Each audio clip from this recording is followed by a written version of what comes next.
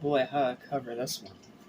Okay, I'm probably gonna end up getting uh, hate mail thrown my way for this, but um, hmm, what do I think of the infamous Teenage Mutant Ninja Turtles 3? Do I think it's as god-awful as you're led to believe by its reputation?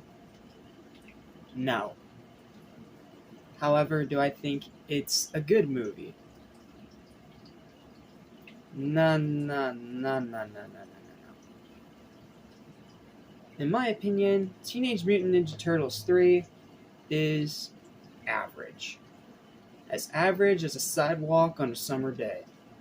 It is a movie that has some good things about it, and some bad things about it. It's a movie that's so split down the middle that I don't really know how to feel either way, even after this most recent rewatch. I mean, I have some fun with this movie because there are some pretty decent moments in here, but as a movie overall, I would recommend you guys just go ahead and skip this one. This one's just average. At the very best, it's just average. This isn't going to be a super long review this time. I'm not going to go over the storyline or any of that kind of nonsense because it's so painfully average, it don't deserve it. So this will be a shorter review. And we're just going to talk about the voice cast and my Facebook review. Why am I doing a shorter review? Well, I just said this painfully average pile of mediocrity does not deserve my full analysis. So, because of that, it's not getting a full analysis. So, let's discuss. What's up? What's happening? What's going on, everybody? Welcome back to Animation Station and such as Animation, and welcome to my review of Teenage Mutant Ninja Turtles 3, subtitled Turtles in Time, at least according to the DVDs. Like I said, this movie's average. I don't feel strongly positive or strongly negative in any capacity, so I'm just going to talk about the cast. I'll mention one or two highlights, maybe go over a little trivia, and then I'm just going to go straight to my written review. I'm not doing a super long, nearly half-hour long review like I did for these two, because these two actually warranted a longer review analysis. Whereas this one has been talked about to death so much that I honestly can't really add much more to it. So, yeah, I'll just go over the basic cast and trivia, and then some of my favorite moments, and then the Facebook post, and we'll go on from there. And I also have a little surprise for you guys planned at the end of this video, so stay tuned and watch all the way to the end if you want to see it. So, let's start with the cast. Elias Koteas is back as Casey Jones. That's a huge win. Even if he doesn't get much to do, it's still a win. Paige Turco is back as April O'Neil, and she's just as decent as she was in Secret of the Ooze. Stuart Wilson as Walker is bad. No offense to the actor, but he was saddled with a very crappy role that just, no. Crap role, no. Then you have Sav Shimono as Lord Norinaga, also bad, but I blame that more on the material they were given rather than the actors themselves, because the actors themselves are talented people. They were just put in a movie that didn't give them anything to work with. Then we have Vivian Wu as Mitsu, and she's pretty good. Like, she's one of the parts I really enjoyed about the movie. And then we have Mark Casso's Leonardo, Matt Hill as Raphael, which, as I already explained in an earlier review, he also reprises the role in Next Mutation, which is why the voice sounds familiar if you watch this and that show.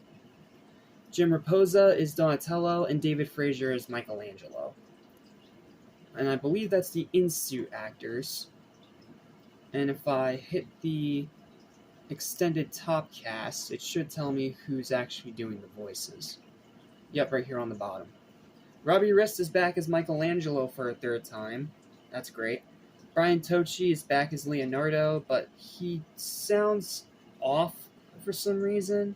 I don't know. Maybe it was the direction he was given, but he sounds off. He doesn't sound like he did in the first two movies. Then we have Tim Kelleher as Raphael. He's okay, but he's okay. I'm just not the biggest fan of his voice. And then Corey Feldman is back as Donatello, which in my opinion is a plus, because I missed him in Secret of the Ooze, and I'm glad he came back for this movie. But at the same time, it's a shame he came back for this movie. So yeah, there's that. Then we'll go to some trivia.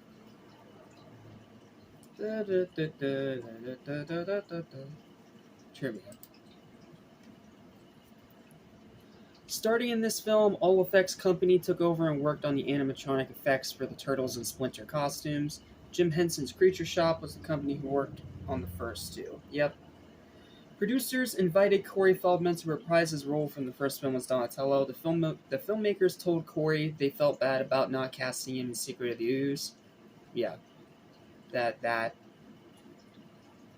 Rightfully so. You should have just kept him. However, when Corey asked for more money than $1,500 he was paid on the original movie, Corey was told, yeah, but you were in rehab. Corey was denied the raise and was again paid only $1,500. I'm just glad he came back at all. Mark Casso, the performer inside the Leonardo suit, is the only cast to return from Secret of the Ooze.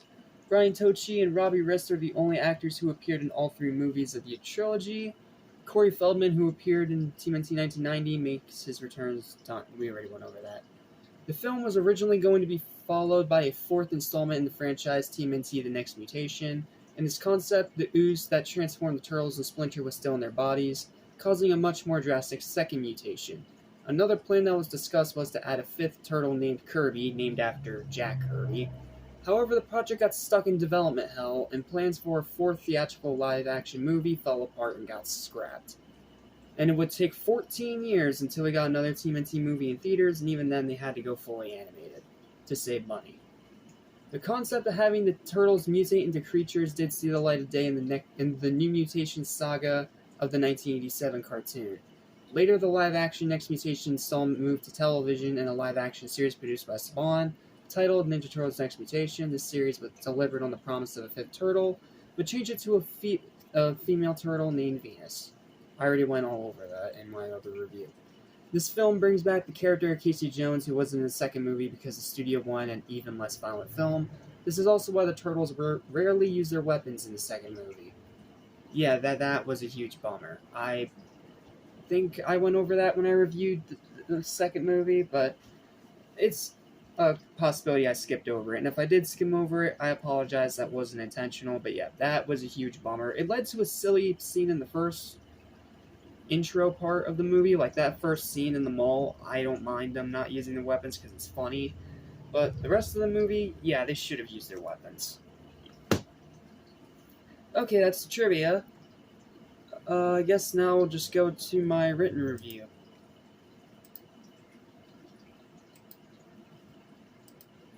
And it's a pretty lengthy one, so strap yourself in.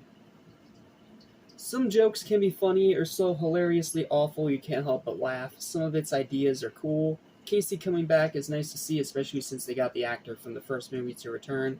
As dumb as it is, I absolutely love the Shogun armor the Turtles are in for the majority of the movie. There's a decent attempt at giving Michelangelo some character development. Some of the action is okay, the soundtrack is still pretty good, and I can't deny that I do have fun watching it because it's so silly, which automatically saves it from the worst comic book movies ever list that it happens to appear on so regularly.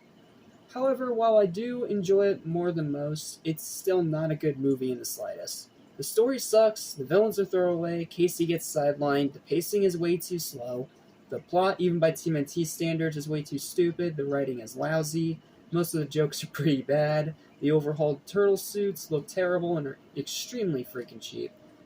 I don't know why I said second April recasting, that's wrong, but she's not bad in this movie, I need to fix that. The ending is dumb, all the potential of the concept is completely thrown away, the runtime is too long, the dialogue is head-scratching, and it's somehow even sillier than the second movie, which I wouldn't mind so much if it had a little bit of serious contrast. But a lot like Next Mutation the series, it just focused on being as stupid as possible with little to no attempt at trying to actually tell a story. Overall, it's not nearly as abysmally awful as the internet made it out to be, but it's not good either. It's a very strange installment and a massive fall off from the nearly perfect original film that has some good ideas, but does nothing with them. I do enjoy it because it's so bizarre and silly, but I can't really recommend it for anyone else unless you have friends and drinks with to laugh at it. At best, it's just average. That's the best way to describe this movie. Average. I didn't grow up in that decade, so I didn't feel that crushing disappointment most people did when they saw it back in 1993 in theaters, which might be why I'm a little easier on it. And I've seen far worse comic book movies than this, like far worse. I will watch this over Captain Marvel. Just saying.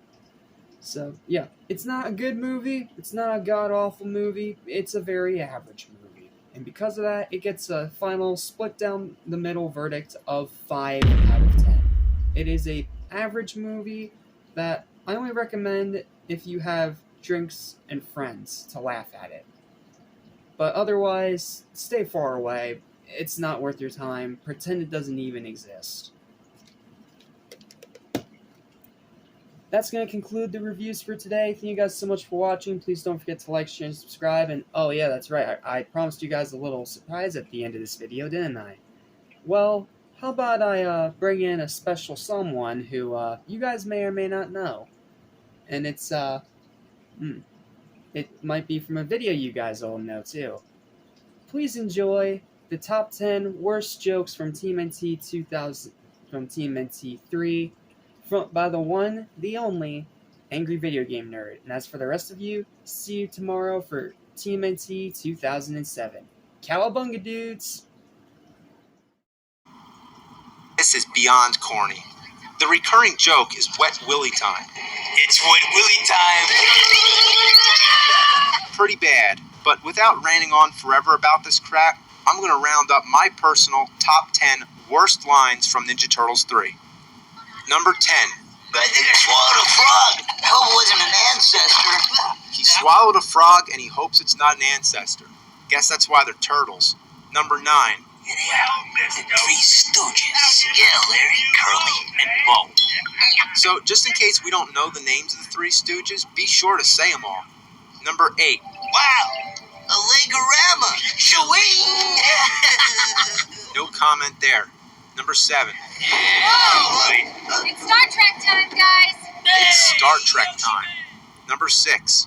what if we make like a cosmic U-turn and end up back in Godzilla land? Funny, get it? Japan, Godzilla land. Number 5. Oh, it's hammer time! Oh, God. Number 4. Did you hear what he called me, Leo? Yeah, an ugly lump of dung. That was an insult, Leo. Not necessarily, Raph. Did you know that in some countries dung is used as a fuel source? Oh, so that makes it a whole lot better. He called Raph a fuel source. I'm sure that's what he meant, too, right? Number 3. We're turtles, friend. Of the Teenage Mutant Ninja variety. Sleazeball. Yeah. Okay, the line was bad enough, but look at how the turtles react to it. Like, yeah, he really told him off. Alright, number 2, and I'm warning you, it's about to get really bad now. Listen to this one. Hey, you were expecting maybe the Addams Family?